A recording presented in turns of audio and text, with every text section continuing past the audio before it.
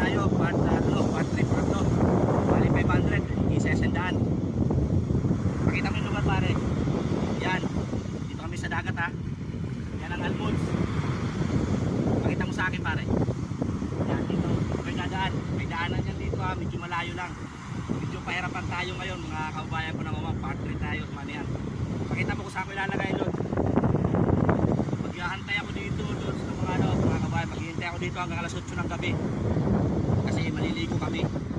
Pakita mo yung dagat Brad. Yan, pagka ng dagat to, high tide, high tide. Pakita mo ulit pare sa akin. Kung saan ko ilalagay. Balik ko na. Hindi, wala pa, hindi mo pakita. Sige. Dito, pinipin sa akin Brad, saan ilalagay.